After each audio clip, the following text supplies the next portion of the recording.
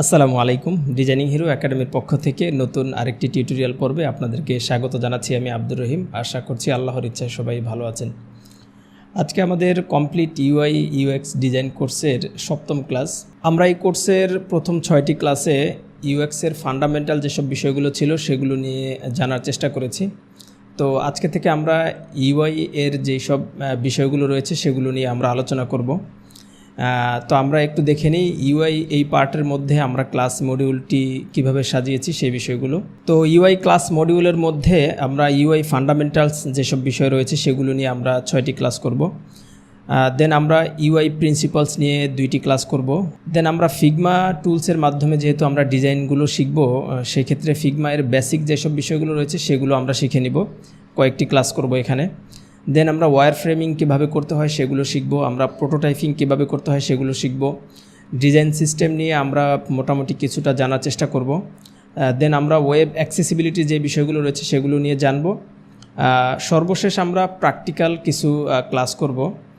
সেখানে আমরা একটি ওয়েবসাইট এবং একটি মোবাইল অ্যাপ্লিকেশন তৈরি করে প্র্যাকটিক্যালি আমরা দেখাবো আমরা যে বিষয়গুলো শিখেছি সেগুলোকে প্র্যাকটিক্যালি অ্যাপ্লাই করার মাধ্যমে কিভাবে কমপ্লিট একটি ডিজাইন তৈরি করা হয় সেগুলো। তো ইউআই পার্টের আমাদের আজকের প্রথম ক্লাস। এই ক্লাসে আমরা ইউআই এর ফান্ডামেন্টাল যে বিষয়গুলো রয়েছে সেগুলো নিয়ে আলোচনা করব। তো আমরা আগে একটু দেখি ইউআই এর ফান্ডামেন্টাল বিষয় কি সেগুলো।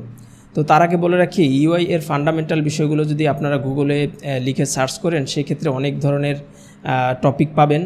তো আমি এখানে যেগুলোকে ইউআই এর ফান্ডামেন্টাল হিসেবে নির্ধারণ করেছি সেগুলো একান্তই আমার নিজস্ব এক্সপিরিয়েন্স থেকে যে বিষয়গুলো রয়েছে সেগুলো। তবে যেটি হোক না কেন আমরা সব ধরনের টপিককেই কভার করার চেষ্টা করব ইনশাআল্লাহ। তো এক্সাম্পল হিসেবে আমরা একটি ওয়েবসাইট দেখি, একটি ওয়েবসাইটের মধ্যে আসলে কোন কোন বিষয়গুলো থাকে এবং কোন কোন বিষয়ের মাধ্যমে একটি ওয়েবসাইটকে কমপ্লিট রূপ দেয়া হয় সেটি একটু দেখে নিই। যেমন আমরা এখানে একটি ওয়েবসাইটের মধ্যে আসছি, এখানে আমরা একটি লোগো দেখতে পাচ্ছি, একটি মেনু দেখতে পাচ্ছি, 2টি বাটন দেখতে পাচ্ছি। বাটনে ক্লিক করলে হয়তো আমাদের সামনে একটি ফর্ম আসবে। এখানে কিছু টেক্সট দেখতে পাচ্ছি, এখানেও 2টি বাটন দেখতে পাচ্ছি, উপরে নিচে কিছু খালি জায়গা রাখা হয়েছে। এখানে আমরা কিছু ইমেজ দেখতে পাচ্ছি, একটি ইমেজ, দেন এখানে আরও কিছু ইমেজ এবং একটি সেকশনের পর আরেকটি সেকশনের মাঝখানে কিছু খালি জায়গা রাখা হয়েছে এবং পুরা ডিজাইনটি একটি স্ট্রাকচার ফলো করে মূলত তৈরি করা হয়েছে। তো এটি হচ্ছে মূলত একটি ওয়েবসাইট বা একটি কমপ্লিট ডিজাইনের মধ্যে যেসব বিষয় থাকে সেগুলো আমরা এখানে দেখতে পাচ্ছি। তো একটি ওয়েবসাইটের মধ্যে মৌলিক যেসব বিষয় রয়েছে সেগুলো যদি আমরা এবার নির্ধারণ করি তাহলে আমরা দেখতে পাবো 1 নম্বরে কালার রয়েছে, দেন এখানে আমরা কিছু টেক্সট দেখতে পাচ্ছি বা কিছু টাইপোগ্রাফি, দেন 3 নম্বরে আমরা দেখতে পাচ্ছি ইউআই এর এলিমেন্টস বলতে কিছু বাটন, কিছু ফর্ম, তারপরে কিছু আইকন ইত্যাদি। দেন 4 নম্বরে আমরা দেখতে পেয়েছিলাম কিছু ইমেজ রয়েছে একটি ওয়েবসাইটের মধ্যে।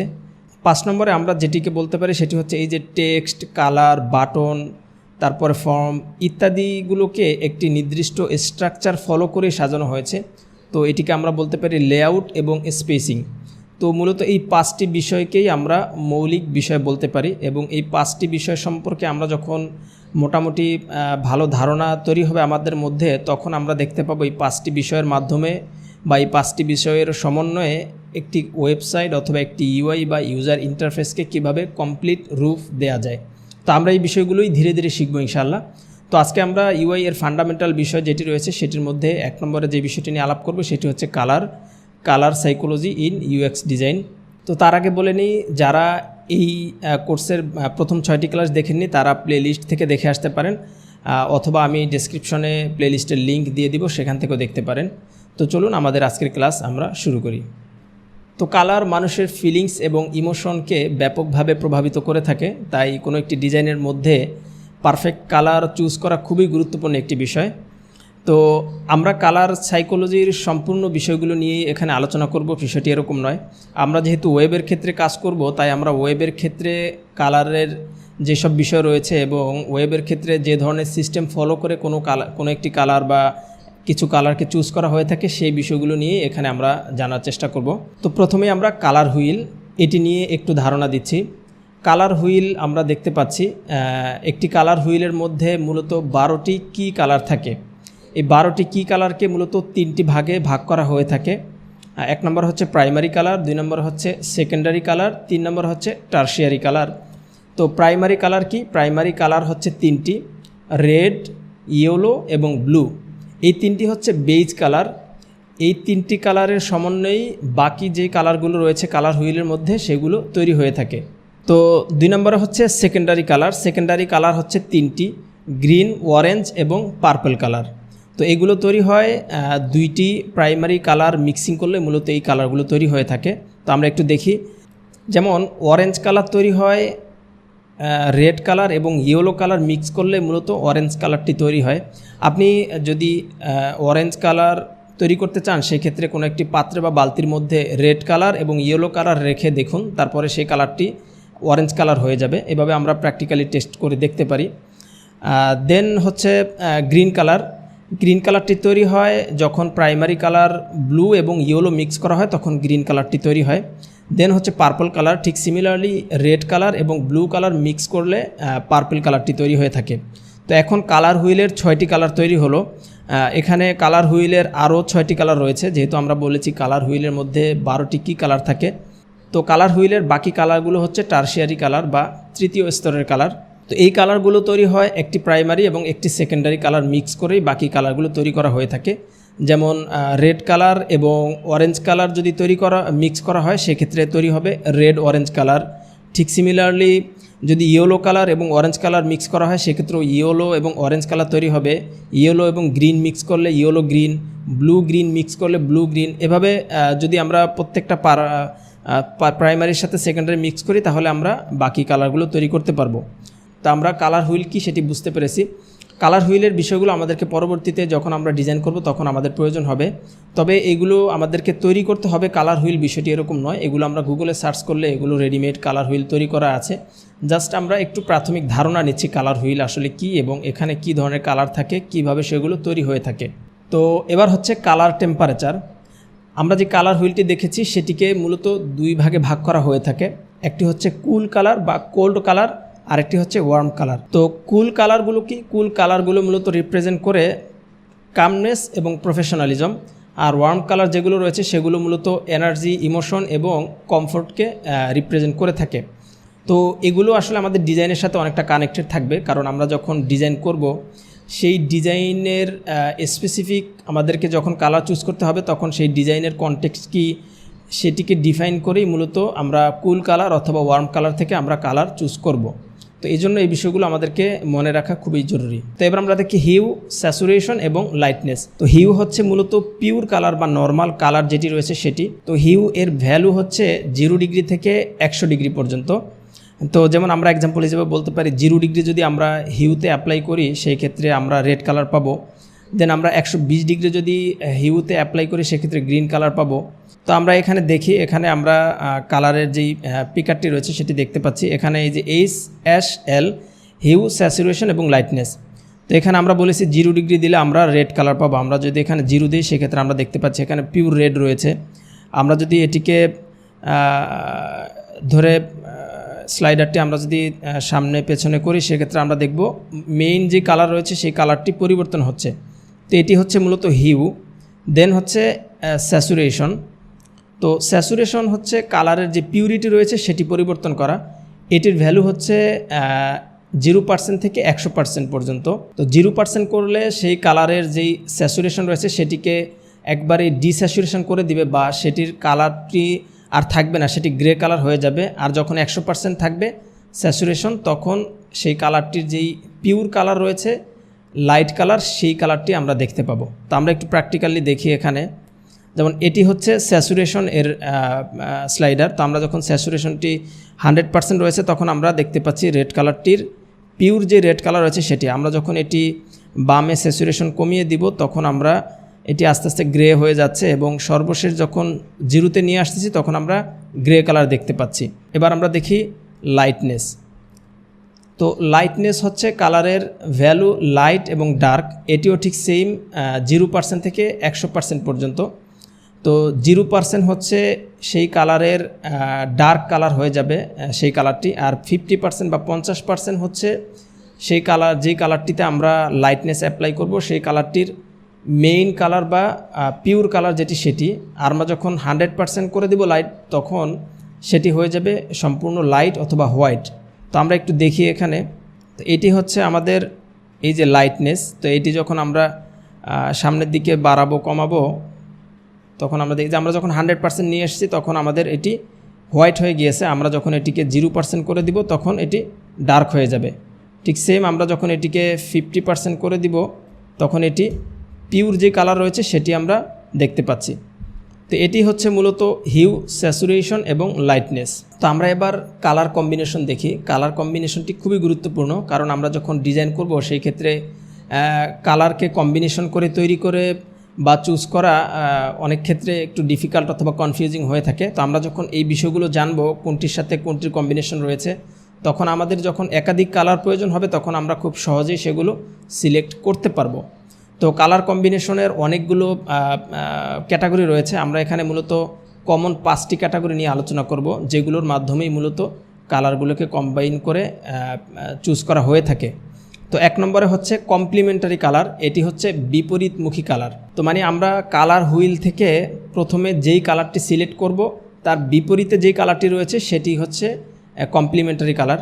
তো আমরা যদি 2টি কালার নেওয়ার প্রয়োজন হয়ে থাকে সেক্ষেত্রে আমরা এই কমপ্লিমেন্টারি কালার থেকেও আমরা কালার চুজ করতে পারি 2টি কালার। তো আমরা এখানে ক্যানভা এর যেই কালার হুইল রয়েছে সেখানে আমরা চলে আসছি। আমরা এখানে দেখতে পাচ্ছি যে এখান থেকে আমরা কমপ্লিমেন্টারি কালারটি আমরা দিয়ে দিলাম। এখন আমরা যদি এটিকে আমরা বেস কালার ধরি সেই ক্ষেত্রে আমরা এখানে এর ঠিক অপোজিট যে কালারটি রয়েছে সায়ান কালার সেটি আমরা পেয়ে গেছি। ঠিক আমরা এটি যখন মুভ করব তখন দেখুন এটি কিভাবে হচ্ছে, এবং আমরা এখানে এটির কালারের যেই স্যাচুরেশন লেভেল এবং এর যে লাইটনেস এটি আমরা কমিয়ে বাড়িয়েও এখান থেকে কালার চুজ করতে পারি। তো এটি হচ্ছে কমপ্লিমেন্টারি কালার। তো 2 নম্বরে হচ্ছে অ্যানালগাস কালার। অ্যানালগাস কালার কি? সেটি হচ্ছে কালার হুইলের যেই কালারটিকে আমরা বেস কালার হিসাবে চুজ করব সেই কালারটির ডান পাশের এবং বাম পাশের কালারটিকেও সে সিলেক্ট করবে। তখন এই 3টি কালারের সমন্বয়ে আমরা কম্বাইন করে একটি ডিজাইন করতে পারি। তো আমরা একটু দেখি এখানে। তো এখান থেকে আমরা যখন অ্যানালগাস কালারটি আমরা সিলেক্ট করে দিলাম তখন আমরা দেখতে পাচ্ছি এটি রেড কালার যখন আমরা বেস কালার হিসাবে নিব তখন আমরা এর ডানে এবং বামে 2টি কালার আমরা পেয়ে যাচ্ছি। একটি হচ্ছে পিঙ্ক কালার আর একটি হচ্ছে ইয়েলো এবং অরেঞ্জ কালার যেটি রয়েছে সেটি। তো ঠিক সেম আমরা যখন এটিকে মুভ করব কালার হুইলের মধ্যে ঠিক সিমিলারলি আমরা দেখতে পাবো এখানে ডান পাশের বা বাম পাশের মিলিয়ে 3টি কালার এখানে আমরা পেয়ে যাব। তো এটি হচ্ছে মূলত অ্যানালগাস কালার। তো 3 নম্বরে হচ্ছে মূলত ট্রায়াডিক কালার। তো ট্রায়াডিক কালার হচ্ছে আমরা দেখতে পাচ্ছি কালার হুইলের মধ্যে যখন একটি বেস কালার আমরা সিলেক্ট করব সেখানে যদি আমরা একটি ত্রিভুজ অঙ্কন করি বা একটি ট্রায়াঙ্গেল আঁকি সেই ক্ষেত্রে তার বাকি অপোজিট যেই 2টি কালার থাকবে সেই 2টি কালার মিলেই মূলত ট্রায়াডিক কালার হয়ে থাকে। তো আমরা যখন কালার হুইলের মধ্যে আমরা এখানে দেখি ট্রায়াডিক কালার আমরা সিলেক্ট করে দিলাম। এখন দেখেন এখানে আমরা এই কালারটিকে যদি বেস কালার নেই সেক্ষেত্রে বাকি একটি ত্রিভুজ আকৃতির 2টি আরও কালার তৈরি হয়েছে। তো সব মিলে 3টি কালার আমরা এটি মুভ করতে পারি এবং এটির যে লাইটনেস ডার্কনেস রয়েছে অথবা স্যাচুরেশন যেভাবে রয়েছে আমরা সেভাবে এগুলো এখান থেকে নিতে পারি। তো ঠিক সেম এখানে আমরা 4 নম্বরে আমরা টেট্রাডিক কালার। তো টেট্রাডিক কালার্স অথবা এটিকে আমরা স্কোয়ার কালারও বলতে পারি। তো এটি হচ্ছে কালার হুইলের মধ্যে একটি স্কোয়ার শেপ তৈরি করলে তার চারপাশে যেই 4টি কালার সিলেক্ট করবে সেটিকে নিয়ে একটি 4টি কালার তৈরি হয়। এটি হচ্ছে টেট্রাডিক কালার। তো আমরা এখান থেকে একটু দেখি এই যে টেট্রাডিক কালার দেখেন এখানে একটি স্কোয়ার শেপ এখানে তৈরি হয়েছে এবং এখানে আমরা যখন এগুলো রাউন্ড করব তখন দেখতে। তো আপনারা এগুলো নিয়ে দেখবেন, দেখে কম্বাইন করে কালার এখান থেকে নেওয়া যেতে পারে। 5 নম্বর হচ্ছে মনোক্রোমাটিক কালার। মনোক্রোমাটিক কালার হচ্ছে কালারের কিছু শেড, একটি কালারের একাধিক শেড থাকে, সেই শেডগুলোর মাধ্যমে মূলত কম্বাইন করে কালার তৈরি করা। তো আমরা এখানে দেখতে পাচ্ছি এক্সাম্পল হিসেবে। আর মনোক্রোমাটিক কালারটি খুবই গুরুত্বপূর্ণ, বিশেষ করে ওয়েবের ক্ষেত্রে, মোবাইল অ্যাপ্লিকেশন ইত্যাদির ক্ষেত্রে আমাদেরকে মূলত এই মনোক্রোম্যাটিক যে কালার রয়েছে সেটিকেই বেশি ইউজ করার প্রয়োজন হয়ে থাকে। আর মনোক্রোম্যাটিক কালারের যেই কালার শেডগুলো তৈরি করা হয় সেগুলো কিভাবে তৈরি করা হয় সেগুলো আমরা পরবর্তী ক্লাসে জানব। এরপরে রয়েছে কালার মিনিং। তো কালার মিনিংগুলো জানা খুবই গুরুত্বপূর্ণ, কারণ আমরা যখন ডিজাইন করব সেই ডিজাইনটি কোন কনটেক্সটে ব্যবহার করা হচ্ছে, সেগুলো কাদের জন্য ব্যবহার করা হচ্ছে, সেগুলোর পারপাস কী। তো যদি আমরা কালারের মিনিং না জানি সেই ক্ষেত্রে আমরা হয়তো এমন একটি ওয়েবসাইট ডিজাইন করছি যেটির জন্য হয়তো আমাদেরকে গ্রিন কালার সিলেক্ট করার প্রয়োজন রয়েছে, বা গ্রিন কালার সিলেক্ট করলে সেটি মিনিংফুল হবে, কিন্তু আমরা কালারের মিনিং না জানার ফলে আমরা হয়তো সেখানে ইয়েলো ইউজ করেছি অথবা সেখানে ব্লু ইউজ করেছি। তো যখন কালারের মিনিংগুলো আমরা জানতে পারবো তখন এই ধরনের সমস্যা আমাদের তৈরি হবে না। তাই আমরা এখানে কমন যেসব কালারগুলো রয়েছে সেগুলোর কিছু মিনিং আমরা এখানে দেখব এবং সেগুলো আমাদেরকে মাথায় রাখতে হবে যখন আমরা ডিজাইন তৈরি করব। অথবা এগুলোকে যে আমাদের মুখস্থ রাখতে হবে বিষয়টি এরকম নয়, আপনারা গুগলে গিয়ে সার্চ করলেও কালারের মিনিং পেয়ে যাবেন। তো আমি এখানে কমন কিছু কালার মিনিং দিয়ে দিচ্ছি, এগুলো আপনারা স্ক্রিনশট নিয়ে রাখতে পারেন, আপনারা প্রয়োজনে এখান থেকে দেখতে পারেন। তো আমরা এখানে খুবই পপুলার কিছু ওয়েবসাইটের লিঙ্ক আপনাদের সাথে শেয়ার করব, যেগুলোর মাধ্যমে আমরা কালারের যে বিষয়গুলো নিয়ে আলোচনা করেছি সেখান থেকে আপনারা আরও ডিটেল জানতে পারবেন এবং এগুলা থেকেই মূলত যে কোনো ধরনের কালার কম্বিনেশন করে আমরা তৈরি করতে পারবো অথবা সেখান থেকে চুজ করে আমরা আমাদের ডিজাইনে ব্যবহার করতে পারবো। তো এখানে আমরা বেশ কিছু ওয়েবসাইট আমরা দেখতে পাচ্ছি, সবগুলো লিঙ্ক আমি ডিসক্রিপশনে দিয়ে দিব, আপনারা এগুলো নিয়ে একটু স্টাডি করবেন। তো এখানে গুগল ম্যাটেরিয়াল ডিজাইনের যে কালারের প্যালেট রয়েছে সেখানে আমরা দেখতে পাচ্ছি অনেক ধরনের কালার তৈরি করা রয়েছে। তারপরে এখানে অনেক ধরনের কালার রয়েছে, তো সবগুলোতে আপনারা দেখবেন এখানে প্রিমেড অনেক ধরনের কালারের যেই কম্বিনেশন রয়েছে সেগুলো, তো আপনারা এগুলো নিয়ে ঘাটাঘাটি করবেন এবং এগুলো থেকেই মূলত যে কোনো ধরনের কালার আপনারা সিলেক্ট করতে পারবেন। নতুন করে তৈরি করতে হবে, অনেক ধরনের ভাবনা চিন্তা করতে হবে, বিষয়টি অত জটিল নয়। তো কালারের নেক্সট ক্লাস যেটি রয়েছে সেকেন্ড পার্টের মধ্যে আমরা ওয়েব এবং অ্যাপ্লিকেশনের জন্য যে ধরনের সিস্টেম ফলো করে কালার চুজ করা হয়ে থাকে এবং যেই মেথড ফলো করে কালারগুলো ব্যবহার করা হয়ে থাকে সেই বিষয়গুলো নিয়ে ইন ডিটেলস আলোচনা করব এবং কতগুলো কালার একটি ওয়েবসাইট বা অ্যাপ্লিকেশনের জন্য আমাদের প্রয়োজন হয়ে থাকে এবং মনোক্রোমাটিক যে কালারটি নিয়ে আমরা বলেছি ওয়েবের ক্ষেত্রে সবথেকে বেশি ব্যবহার হয় সেগুলো আমরা কিভাবে তৈরি করব, এই বিষয়গুলো নিয়ে আমরা ডিটেল আলোচনা করব ইনশাআল্লাহ। তো আবারও স্মরণ করিয়ে দিচ্ছি, এই কোর্সের বাকি 6টি ক্লাস যারা দেখেননি তারা প্লেলিস্ট থেকে দেখে আসতে পারেন, আমি ডেসক্রিপশনে প্লেলিস্টের লিঙ্ক দিয়ে দিব।